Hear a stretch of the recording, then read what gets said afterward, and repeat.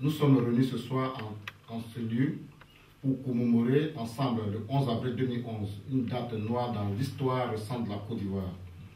Le 11 avril 2011, nous avons pleuré.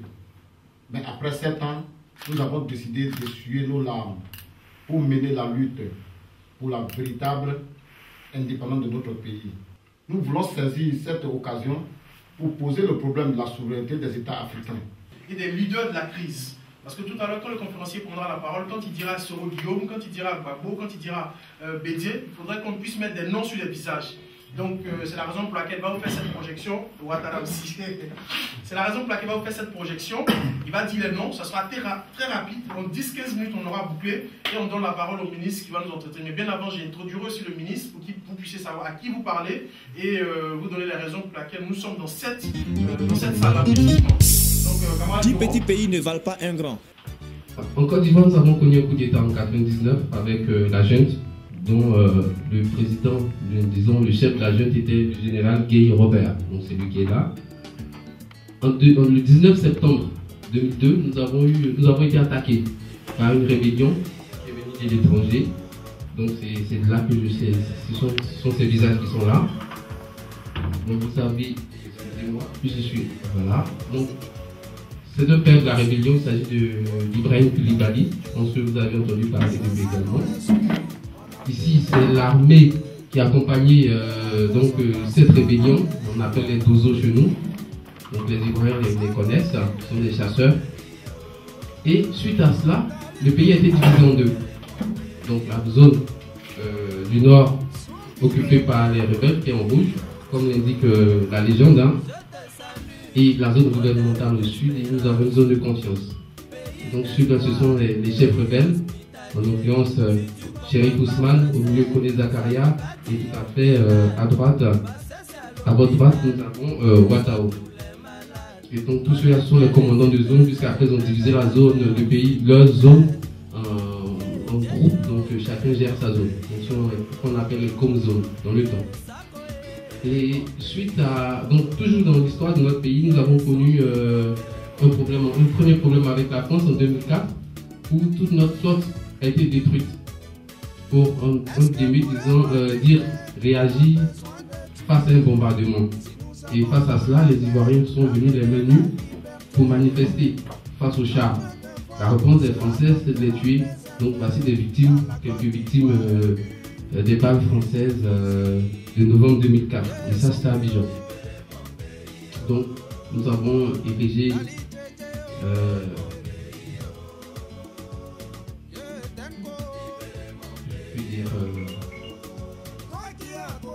nous sommes arrêtés un instant pour réfléchir, disons de ne pas oublier ces personnes qui sont tombées. Donc là, vous avez le président Bédié, le président Ouattara, vous avez Soro Guillaume, qui était le secrétaire général de la rébellion, vous avez le ministre Charles Blé Goudé, vous avez la première dame Simone Ehime Gbagbo, vous avez le président Laurent Gbagbo. Et là, le 11 avril, ce que nous commémorons aujourd'hui, ce sont ces personnes qui sont tombées. Toutes ces personnes pour dire non. Et la seule façon de réagir, c'est de les bombarder. Donc, la résidence a été bombardée. Ça sont les décombres qui sont là. Le symbole d'une souveraineté. C'est la présidence. Et voici la fosse dite l'école qui était venue faire la paix, qui a l'État, le chef qui est à la résidence du chef de l'État avec le symbole, donc le drapeau ivoirien dans la main d'une armée étrangère. Ça, c'est l'arrivée des prisonniers à l'hôtel du Golfe. Les responsables politiques, effectivement. Ici, vous avez aussi la famille, puisque le président avait réuni toute sa famille et ses proches autour de lui. Donc, on les a conduits tous au Golfe. Là, c'est le ministre Jean-Jacques Béchiot qui est décédé. Là, vous avez Michel Gbagbo, le fils du président. Là, vous avez le général Togoblé, qui était le chef de la garde républicaine. Et vous avez le couple, donc, le président, son épouse et son fils, à l'hôtel du Golfe. Et là, dans leur progression, les rebelles n'ont pas épargné une ville, il s'agit de Djokwe. Et ça, c'est le massacre des Ouai. Suite à cela, ils ont fait plusieurs prisonniers, dont ces personnes qui sont là, qui n'ont pas été jugées, mais qui ne sont pas libérées également. Vous avez le chauffeur de la première dame qui est en prison. Et donc, et là, vous avez Samba David, un activiste. Vous avez le ministre Danon Guédié, vous avez Hubert Oulaï, et vous avez Kwa Justin qui eux aussi ont été arrêtés. Vous avez le ministre Assoa Adou qui est toujours en détention. Vous avez le ministre Lida Kwasi Moïse qui est toujours lui en détention également.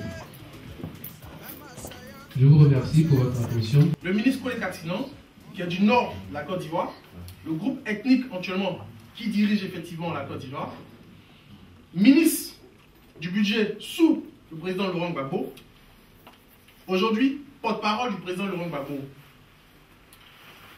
auteur de 2 ouvrages phares, parce qu'effectivement, c'est aussi la particularité des personnes et des intellectuels qui entourent le président Laurent Gbagbo, c'est de laisser des traces, d'écrire. Et donc, il y a 2 ouvrages que vous pourrez retrouver dans la librairie après cette conférence si vous voulez porter votre connaissance sur sa personne, sur sa plume et sur son combat. Parce que c'est un pion clé de la résistance économique de la Côte d'Ivoire. Parce qu'effectivement, il a mené le combat par rapport à l'aspect économique aussi de la Côte d'Ivoire, au niveau des banques. Donc le premier ouvrage, c'est Côte d'Ivoire, l'audace de la rupture. Vous entendez bien, l'audace de la rupture. C'est qu'arrivé un moment, il faut couper le cordon colonial. C'est ce dont il parlera effectivement dans cet ouvrage. Le deuxième ouvrage, idéologie, conscience et combat politique en Afrique. Donc, ces 2 ouvrages-là vous disent déjà à qui nous aurons affaire tout à l'heure. C'est une personne qui est très engagée. Tellement engagée qu'il n'a pas pu être ici avec nous. Est-ce que vous voyez le paradoxe? Tellement engagé dans le combat qu'il n'a pas pu être ici avec nous. Victime depuis le 5 tentatives d'enlèvement. C'est-à-dire, aujourd'hui, c'est l'une des personnes les plus recherchées par le régime en Côte d'Ivoire. Plus d'une fois, ils ont tenté de l'arracher à un gouvernement où il a demandé asile. Et donc, quand nous sommes rentrés en contact avec lui pour qu'il puisse venir au Maroc, effectivement, après avoir sondé les choses, il nous a dit, le combat que nous sommes en train de mener, si je viens, il y a de fortes chances que je ne puisse plus continuer le combat. Parce que je vais me retrouver à la maison d'arrêt de correction, comme nos autres leaders que vous avez vus qui se sont en train de bastonner. Donc, je voudrais demander pardon à tous les militants, sympathisants, à tous les panafricanistes qui vont se retrouver avec vous à Casablanca ce jour-là, leur dire, je ne pourrai pas être avec vous physiquement, mais nous allons nous parler. Parce que la parole n'est plus liée à la chair, elle s'en va. C'est la raison pour laquelle il ne pourra pas être ici. Et il va d'ailleurs vous présenter quelques tentatives qui sont dignes des films qu'on voit à Hollywood.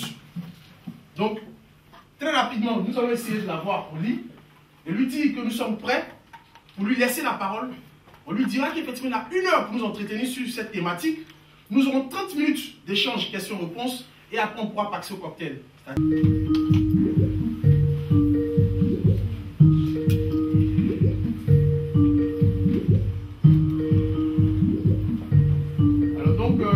Préféré effectivement une conférence cadre de l'administration fiscale parce que ce qui s'est passé ce 11 avril là, c'est manifestement un déni de droit pour les pays africains.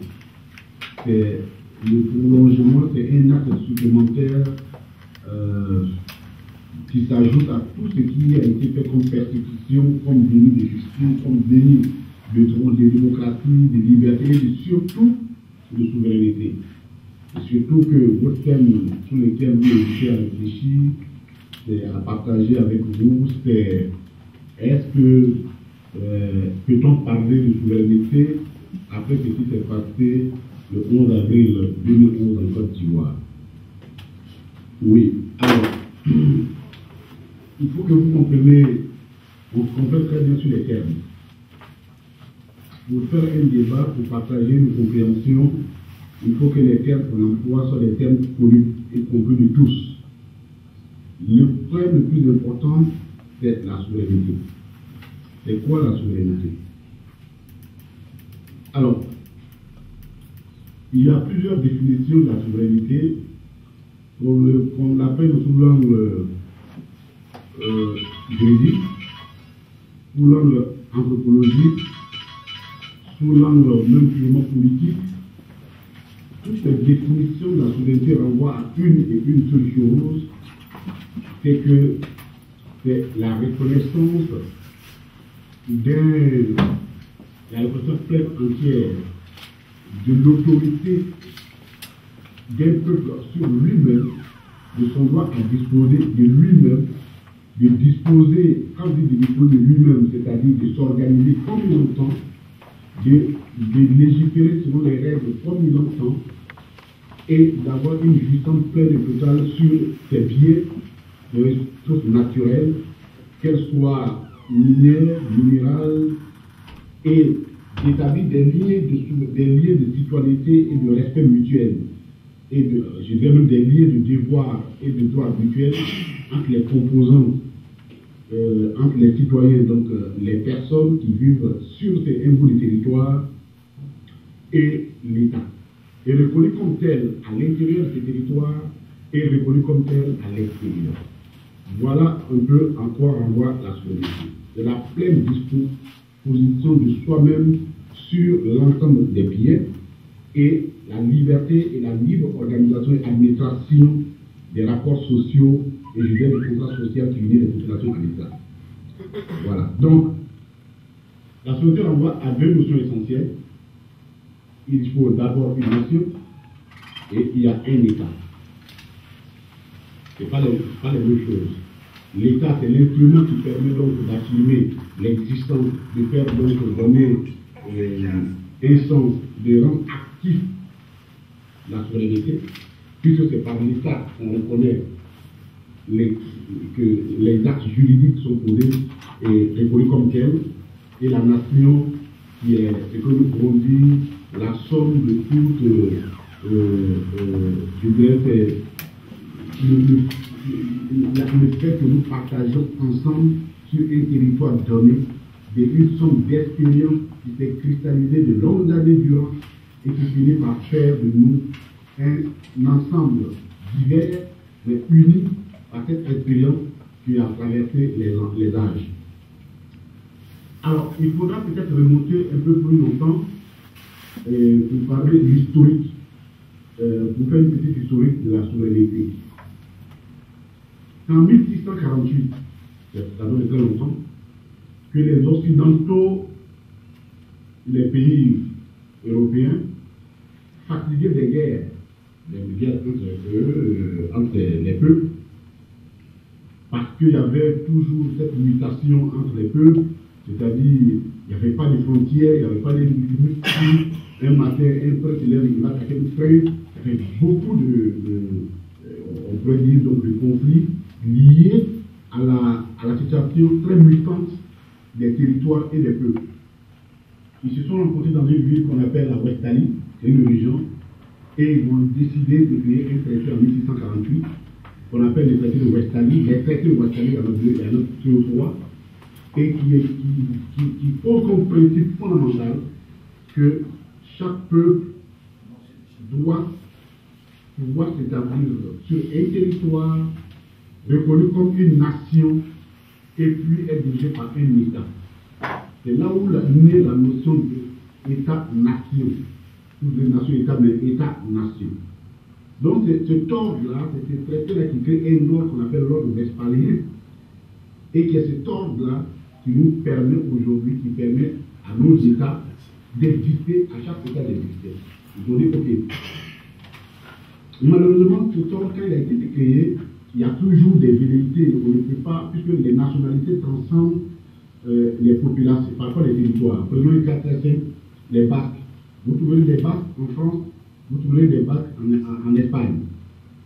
Les Corses, une bonne partie des Corses se reconnaissent ont leurs alliés ou leurs familles de l'autre côté de la mer et en Italie. Donc, vous trouverez les Slaves, il y a quelques Slaves La majorité des Slaves, vous les trouverez en Russie, donc vous trouverez les Slaves en Ukraine et puis vous trouverez également les Germaniques, la plateau germanique, vous la trouverez en Grande-Bretagne, vous la trouverez ce qu'on appelle l'ancienne Prusse, peut-être pas dans le détail, l'Allemagne, en ancienne Prusse, c'est-à-dire l'Allemagne et l'Autriche. Quand vous arrivez en Autriche, vous avez du mal à faire la différence entre un Autrichien et un Allemand. Une bonne partie des Allemands, quand vous prenez par exemple un pays comme la Suisse, elle est composée de trois nationalités. Vous trouvez les francophones, vous trouvez les Italiens et vous trouvez les Suisses, la population germanique. Donc, malgré les arrangements de l'Espagne, elles n'ont pas pu régler tout le problème des nationalités qui transcendent les populations.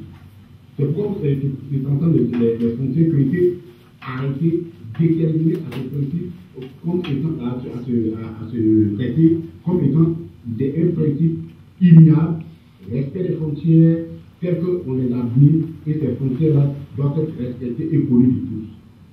Mais on s'est rendu compte, comme je l'ai dit, que ces frontières-là n'ont pas pu être tenues comme de toutes les nationalités.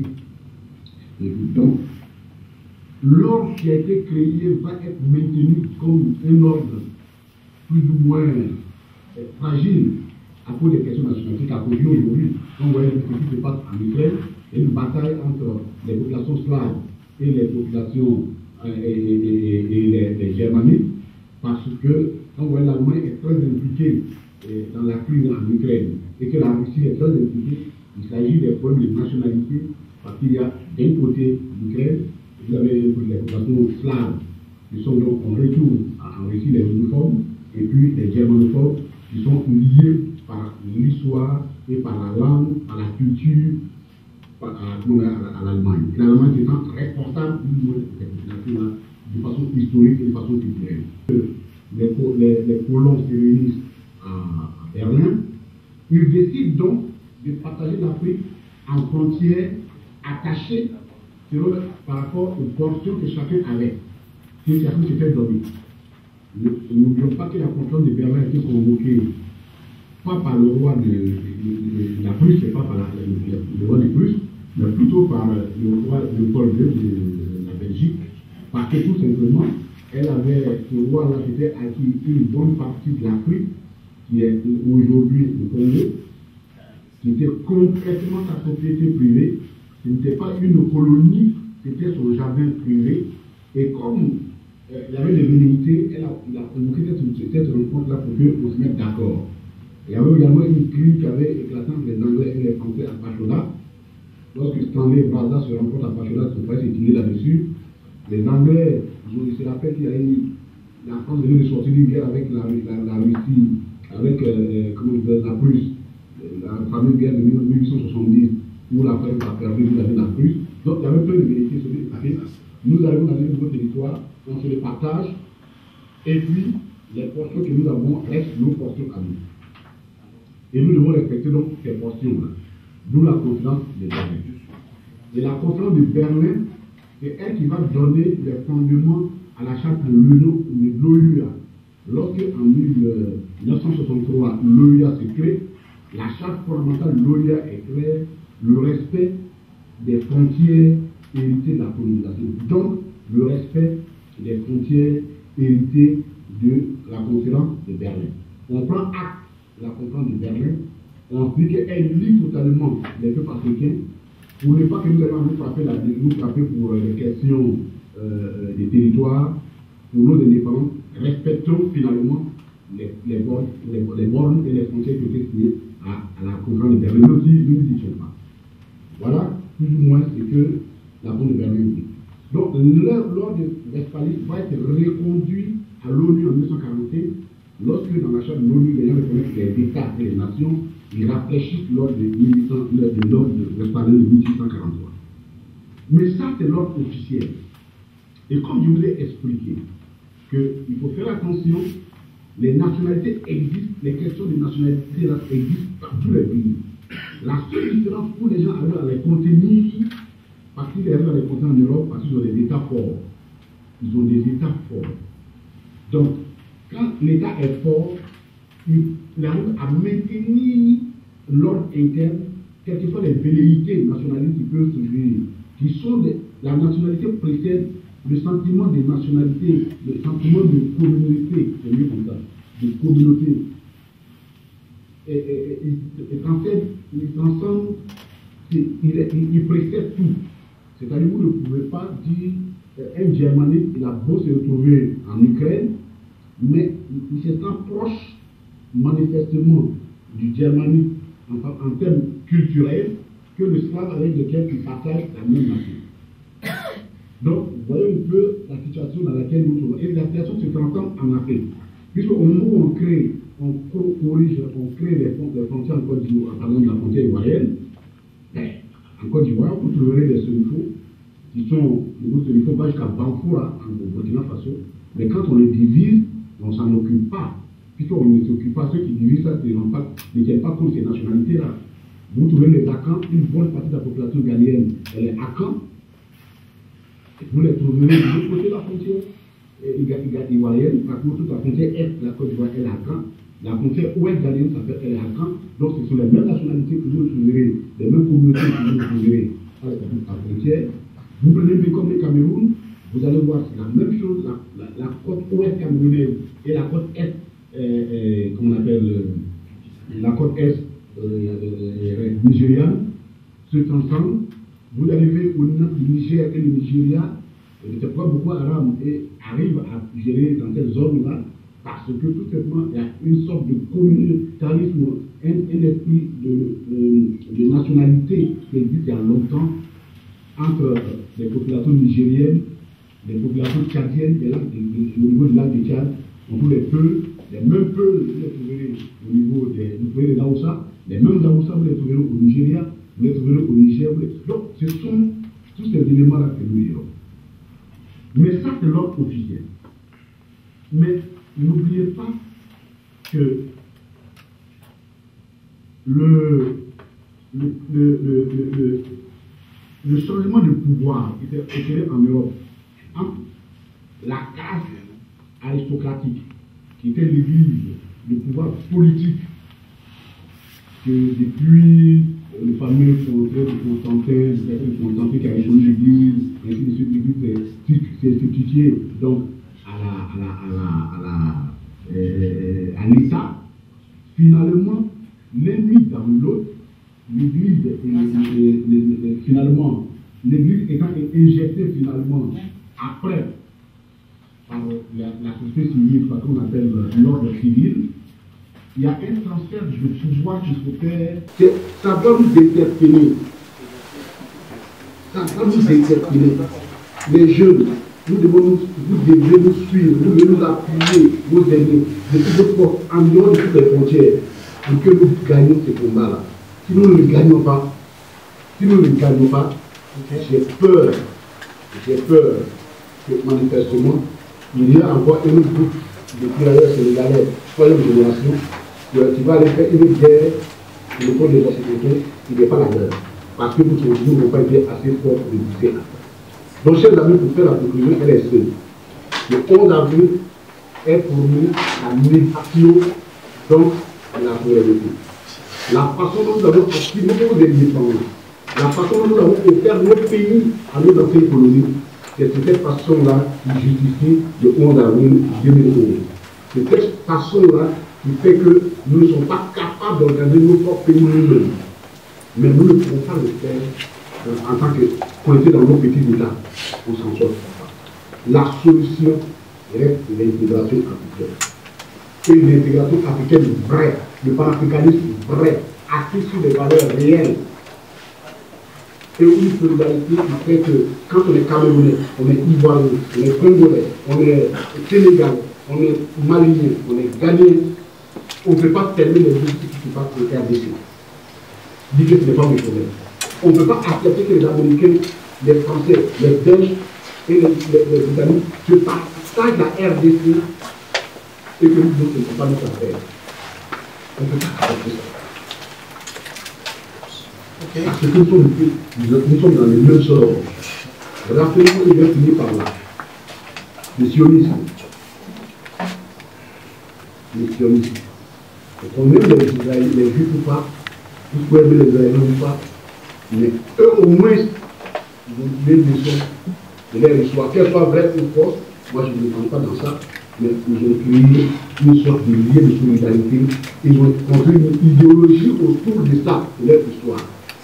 Il est temps que nous construisions une idéologie autour de notre histoire, en tant que persécuté de l'histoire, en tant que persécuté d'une partie de l'humanité qui dit de nous de pouvoir d'être nous-mêmes. On ne peut pas le faire si nous ne sommes pas solidaires. On ne peut pas le faire si nous ne sommes pas forts. On ne peut pas le faire si nous n'avons pas de grands leaders devant nous. Or, les grands leaders devant nous s'appellent Laurent Gbagbo, qui a tout concentré, qui se bat de sa prison. Au nom du principe lequel on fait incarcérer, il est temps que toute l'Afrique se lève et apporte le soutien. Parce que tout simplement, il est une victime au même titre.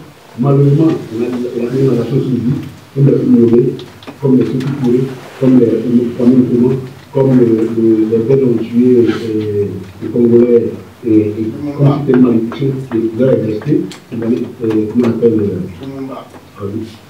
le visage sur son nom. Et toutes ces personnes-là, elles sont mortes. Et avant elle, des siècles avant, la reine du Congo, la reine de Madagascar, tous les gens comme les Samoï Touré, avant que toutes ces personnes, l'Afrique a été dans un combat continuel. Il est temps que nous l'organisons pour mener ce combat-là. Et il y a un qui même déjà pied qui est vivant, qui s'appelle Laurent Gbagbo. Je vous en prie, je vous demande que nous puissions nous faire cristalliser nos efforts autour de nous. Parce que tout simplement, on ne veut plus jamais qu'il y ait un 11 avril qui n'est pas dans notre pays africain. Je vous remercie. Merci.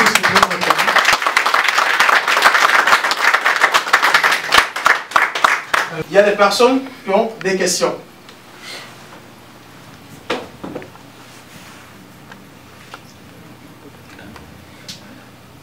C'est pas facile. Hein?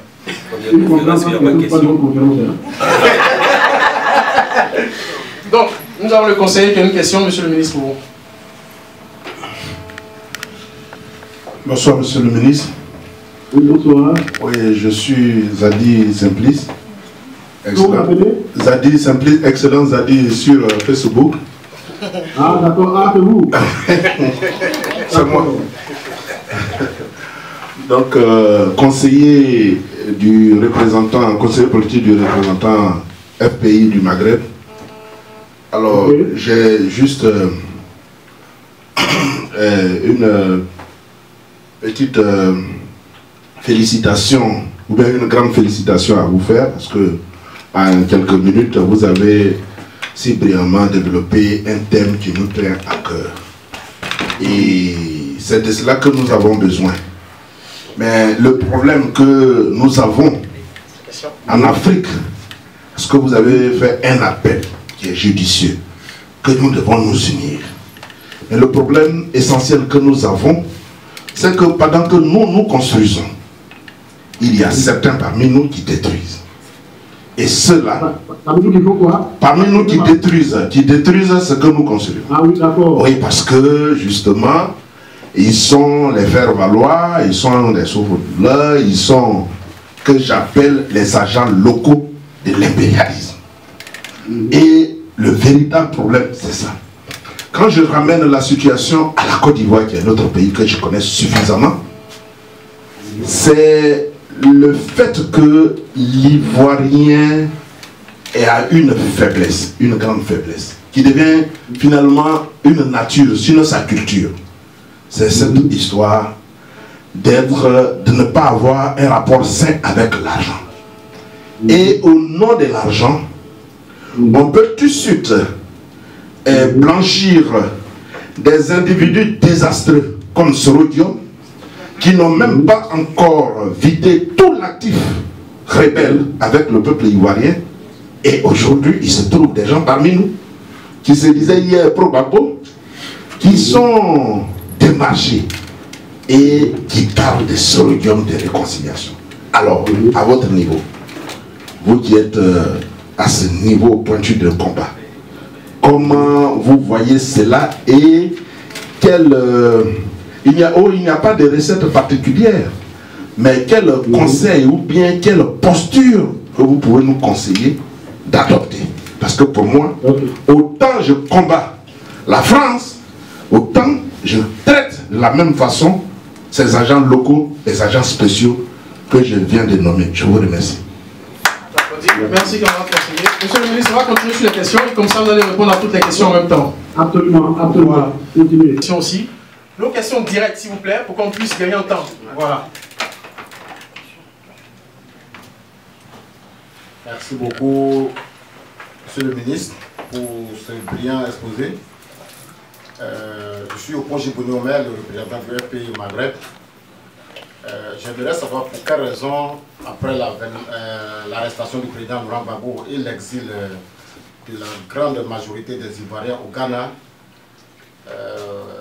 tous les exilés au Ghana n'aient pas réfléchi à former un gouvernement en exil pour mieux coordonner la lutte contre le pouvoir en place en Côte d'Ivoire et se sont mis dans une situation de coordination. C'est la question que je voulais poser. Merci. Merci. S'il vous plaît. Oui. Tu viens là le micro parce que je ne suis pas arrivé à toi. D'accord. Bonsoir, monsieur le ministre. Je me présente Ismaël Sissavani. Bon, j'étais étudiant, maintenant je suis stagiaire. La question est la suivante. Dans un monde dominé par l'oligarchie occidentale, comment s'organiser et poser des pas forts pour libérer le continent africain et être des acteurs importants dans le Conseil des Nations? Tout doucement, puisque tu l'écoutes, donc tout doucement. Au fait, la question est la suivante. Dans un monde dominé par l'oligarchie occidentale, comment poser des actes forts pour libérer le continent africain et être des acteurs importants dans ce Conseil des Nations? C'est bon, monsieur le ministre, vous répète? Oui, non, j'ai bien compris. Ok, c'est parfait. Très bien. Deux dernières questions, s'il vous plaît. Deux dernières questions. Deux dernières questions. Très bien, merci le frère. Merci pour ton courage. Est-ce que moi je parle des cas pour brancher mon ordinateur pour pas qu'il s'éteigne ou pas? Alors, donc le temps d'après qui branche. Ok. Présente ton leader. Bonjour monsieur le ministre. Bonjour. Oui, je suis Armel de la web radio Air Jumboa qui exerce ici au Maroc. Ok. Oui, alors je voulais poser la question, puisqu'aujourd'hui on parle de souveraineté. Est-ce que vous pensez qu'un jour l'Afrique aura sa souveraineté, puisque nous venons tous de la colonisation? Moi je vois ça un peu difficile, dans la mesure où les colons ne veulent pas jusqu'à présent, on est à 50 ans aujourd'hui, ne veulent pas jusqu'à présent lâcher prise. Est-ce que vous pensez qu'un jour on aura finalement cette souveraineté? C'est tout, merci. Merci. Okay. Alors, il y a une dame, on applaudit la dame s'il vous plaît. Vraiment on applaudit la dame. Oui. Alors, c'est un peu loin. C'est un peu loin. C'est bon? Oui. Voilà. Bonsoir, monsieur le ministre. Moi, ce n'est pas une question, c'est juste vous dire un grand merci. Aujourd'hui, j'ai une douleur au cœur. Vraiment, je suis la petite fille de Maman Gbagbo qui a été égorgée dans la région du Zéraban. Vraiment, je vais pour vous dire merci, un grand merci pour le moment que... Ok.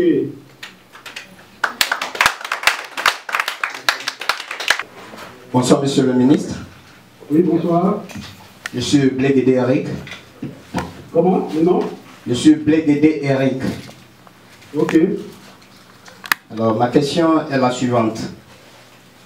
Mais bien avant, je voudrais vous remercier pour votre intervention. Ok. Merci bien. Même la question est la suivante, puisque lorsque vous étiez en train de parler, vous avez parlé du nationalisme. Oui. Est-ce que vous ne voyez pas que les problèmes auxquels nous sommes confrontés aujourd'hui, particulièrement en Côte d'Ivoire, ne sont-ils pas liés au fait qu'il y a une décadence au niveau du nationalisme? Une dépendance, hein? Décadence. Décadence. Voilà. Est-ce que, oui, est-ce que ce n'est pas parce que, au niveau de la Côte d'Ivoire, nous avons laissé derrière nous ce nationalisme qui faisait de nous des hommes qui se respectaient, des hommes qui étaient forts, des hommes qui ne voulaient pas que quelqu'un d'autre vient nous attaquer. Alors ça, c'est la question que j'avais à vous poser, monsieur le ministre. Merci, Didier. Et quand tu peux, nous pourrons là, c'est comme si tu as le choix. Non, on n'a même pas le choix. Nous devons y arriver. Et nous allons y arriver. On n'a pas le choix. Ce n'est pas en termes de ce qu'on peut, non, on n'a pas le choix. Je vous dis que si on ne se bat pas, on ne se bat pas. Écoutez, moi j'étais cadre de l'impôt de l'autre en Côte d'Ivoire. Et j'ai gagné vraiment bien ma vie. Je suis cadre d'administration fiscale. Mais j'estime que ce n'est pas possible de m'accommoder avec l'imposture. Et je ne suis pas le seul. Donc, il y a des figures comme ça qui naissent et qui se battent pour des choses qui résistent à tout temps de pression pour faire avancer le peuple. Et ça existe. Donc, justement parce que nous venons de la colonisation et que les colons ne veulent pas nous lâcher, que nous devons nous organiser pour y arriver. On n'a pas de choix. Donc moi, je ne pose pas le problème en termes de est-ce qu'on va y arriver ou pas. Non, on a le devoir d'arriver, ne serait-ce que pour nos enfants et que pour le futur de la paix. Merci, monsieur le ministre. Bonsoir, monsieur le journaliste. Je vous remercie de cette opportunité que vous me donnez. Je suis donc le camarade Zadi Simplice, militant du Front populaire ivoirien, conseiller politique de la représentation Front populaire ivoirien du Maghreb qui regroupe le Maroc, la Tunisie, l'Algérie. Oui, c'est donc nous sommes aujourd'hui le 15 avril, mais nous commémorons la date du 11 avril 2011 qui a été une date très noire dans l'histoire récente de la Côte d'Ivoire. Et donc nous nous sommes réunis ce soir ici autour d'une conférence prononcée et dite depuis le Ghana, depuis son lieu d'exil, par le camarade Koné Katina Justin, ancien ministre et en même temps porte-parole du président Laurent Gbagbo. Au cours de cette conférence, il s'agit pour nous de faire le bilan justement de cette date du 11 avril, parce que pour nous, la date du 11 avril, certes, nous a donné beaucoup de douleurs, beaucoup de pleurs, mais nous avons décidé de ne plus pleurer le 11 avril, mais que cette date serve pour nous une date de départ, pour un combat, le combat de la libération de nos États, de notre pays, la Côte d'Ivoire, mais en plus des États africains. C'est pour cela que nous avons organisé cette conférence débat aujourd'hui en invitant beaucoup de nationalités africaines, parce que presque tous les pays africains ont tous les mêmes problèmes, sont sous l'emprise de l'impérialisme. S'il n'est pas francophone, il est anglophone, mais c'est surtout la France qui fatigue les pays africains. Donc pour nous, c'est comment faire à partir de ce qui est arrivé à la Côte d'Ivoire, donc aux Ivoiriens, comment faire avec le Front populaire ivoirien, qui est un parti avant-gardiste, qui est un parti qui se lance dans le combat de la souveraineté de l'Afrique, de l'indépendance vraie de l'Afrique, comment faire avec les autres frères africains pour créer une osmose, pour créer une unité d'action autour des idéaux du Front populaire ivoirien, autour des idéaux souverainistes du Front populaire ivoirien, pour lancer un appel à l'ensemble des Africains, parce que nous sommes, certains disent panafricanistes, mais nous sommes des africanistes, c'est-à-dire ceux-là qui veulent, qui luttent et qui œuvrent pour l'indépendance vraie, pour la souveraineté des États africains. Parce qu'il n'est pas normal que l'Afrique, qui regorge à elle seule, en tant que continent, de matières premières énergétiques et minérales, il n'est pas normal que l'Afrique soit encore sous l'emprise d'autres puissances. Il faut que l'Afrique se réveille et c'est ce combat que nous menons au niveau du Front populaire ivoirien. C'est ce combat que le président Laurent Gbagbo mène. C'est pour cela qu'il est à La Haye. Et autour du 11 avril, nous luttons pour deux choses. La première chose, nous luttons pour que le président Laurent Gbagbo sorte de là où il est, parce que c'est injustement qu'il est détenu à La Haye. Et en même temps, nous luttons pour que l'Afrique soit indépendante. pour que l'Afrique soit souveraine, en s'appropriant eux-mêmes son développement. Voilà ce que je peux vous dire. Je vous remercie. J'ai une autre question que Oui. je vais poser. Tout à l'heure, vous avez demandé au ministre de ne pas oublier les militaires pays du Maroc. Alors, quelle est l'idée générale que vous avez derrière ce message que vous avez adressé à M. le ministre? Merci beaucoup, monsieur le journaliste. L'idée est simple, parce qu'il est de notoriété publique ou ivoirienne que les exilés ivoiriens se limitent seulement au Ghana et les pays limitrophes, Bénin, Togo, alors que ce n'est pas ça. Dans tout le Maghreb, que ce soit en Algérie, que ce soit en Tunisie, que ce soit au Maroc, il y a des réfugiés, il y a des exilés ivoiriens. Donc, il faudrait que la coordination du Front populaire ivoirien, qui a pour siège le Ghana, réfléchisse aussi au fait de recenser aussi les exilés qui sont militants du Front populaire ivoirien, qui sont dans d'autres pays en dehors du Ghana. Voilà ce que recouvre. C'est un appel que je lance pour dire que non, il faudrait que les activités de la coordination du Front populaire ivoirien en exil ne se limitent pas au Ghana, mais aillent au-delà du Ghana et aillent aussi dans les autres pays où il y a des exilés militants du Front populaire ivoirien. Donc c'est un appel que je lance. Et le ministre a bien compris et je pense que désormais on pourra travailler ensemble. Merci beaucoup. Merci beaucoup, monsieur le journaliste. Monsieur Lenny, vous êtes le président du FPI Maroc. Oui, merci beaucoup. Oui, exactement. Donc aujourd'hui, vous organisez cet événement du 11 avril qui rappelle, n'est-ce pas, les douloureux événements. Les douloureux événements de la Côte d'Ivoire. Exactement. Est-ce que vous pouvez nous situer, n'est-ce pas, par rapport à cet événement du 11 organisé ici à Faraday? Merci, monsieur le journaliste. Effectivement, comme vous le dites, le 11 avril est un jour douloureux pour nous, Ivoiriens. Et étant Africains, ce jour nous rappelle un souvenir tragique. Cela nous remémore ce qui est arrivé avec tous les grands dirigeants qu'a connu l'Afrique depuis que l'Europe s'est donnée pour prérogative de dominer le reste de l'humanité. Je crois que ça a été l'apothéose de leur barbarie sur les autres peuples qui comptent sur la terre.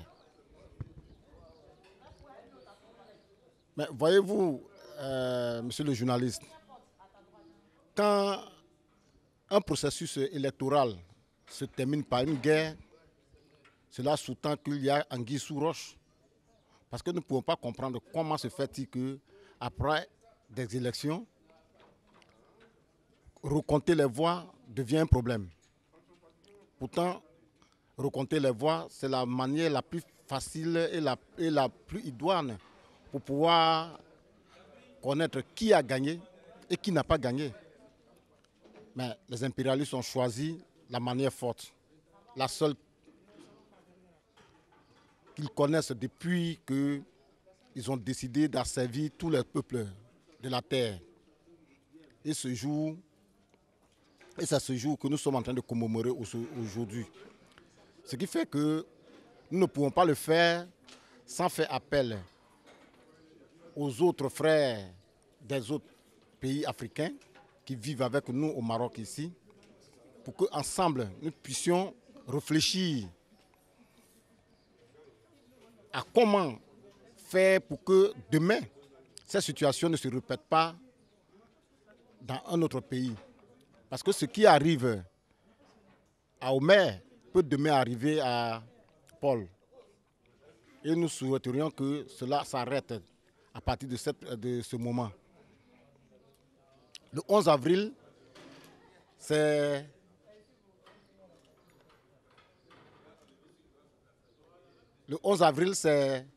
la date qui est l'arrêt total de la démocratie en Côte d'Ivoire. Parce que depuis cette date jusqu'à aujourd'hui, nous ne pouvons pas dire qu'il y a une démocratie en Côte d'Ivoire. La démocratie a été mise sous le boiseau. Et nous voyons ce qui se passe. Aujourd'hui, le président Alassane Dramane Ouattara dit qu'il n'y a plus de réfugiés, que la plupart, 95% des réfugiés sont retournés en Côte d'Ivoire. Mais la plupart de tous les réfugiés qui sont rentrés en Côte d'Ivoire, si vous rentrez, il faudrait que vous vous mettez à la disposition du gouvernement de Alassane Ouattara, vous fassiez son apologie, sinon vous vous retrouvez en prison. Mais c'est quel genre de démocratie où on ne peut pas critiquer un pouvoir en place? Même dans les régimes les plus tortionnaires au monde, il y a toujours une opposition. Et tout cela découle de ce qui est arrivé le 11 avril 2011. Parce que la démocratie, ce jour-là, a été assassinée. Et c'est sur cette trace que marche le pouvoir en place pour mieux museler son opposition, pour ne pas que d'autres forces puissent empêcher que l'oligarchie qui veut dominer le monde réussisse à imposer ses points de vue. Donc c'est ce qui nous a amené aujourd'hui à convoquer cette conférence pour discuter, réfléchir avec les frères africains et ensemble chercher les voies et moyens idoines pour pouvoir lutter contre les forces de l'argent. Parce qu'aujourd'hui, ce sont les forces de l'argent qui dominent le monde. On peut se lever, on peut mentir sur n'importe quel gouvernement qui ne sied pas aux desiderata de la communauté internationale et on bombarde ce pays parce que un chef d'État ne plaît pas. Et c'est ce qui est arrivé au président Laurent Gbagbo. Donc c'est cette douleur-là qui nous anime aujourd'hui dans cette conférence. Je vous remercie. Merci beaucoup, Monsieur le Président. Alors vraiment merci. Je tiens à dire un énorme merci à tous nos frères, à toutes nos sœurs qui ont accepté de prendre sur leur temps pour se retrouver, pour échanger sur cette question-là, qui est vraiment importante pour la Côte d'Ivoire, le 11 avril. Ce n'est pas facile, connaissant nos différentes contraintes. Je tiens vraiment à dire merci à tous nos jeunes frères aussi des médias, en l'occurrence cette maison qui a décidé de nous accorder quelques minutes afin de pouvoir relayer l'information que nous avons voulu donner à travers cet événement-là. C'est très simple, c'était de pouvoir se rappeler que nous avons un combat perpétuel pour pouvoir redonner à l'Afrique sa position sur l'échiquier des différents continents. Donc vraiment merci à tout un chacun. Et nous continuons le combat dans l'espoir de pouvoir obtenir cette indépendance vraie, cette souveraineté vraie. Donc vraiment merci à tous et puis à une prochaine fois. Je suis William Zakouri Kouka Joseph, secrétaire général de la représentation FPI Maroc qui vous a accueilli donc, sur ce thème, sur cet événement majeur que représente le 11 avril désormais. Très rapidement, je voudrais profiter pour vous dire vraiment merci. C'est effectivement la première édition. Donc c'est la représentation FPI Maroc, Algérie, Tunisie. C'est la première édition de la commémoration. Il y en aura d'autres et nous allons essayer de voir comment est-ce que nous pourrons améliorer les choses. En tout cas, vraiment merci à tous ceux qui ont accepté de prendre sur le temps pour se retrouver ici pour pouvoir commémorer cet événement-là. Merci, nous continuons le combat. C'est effectivement pour la souveraineté de l'Afrique. Merci et très bonne journée à vous.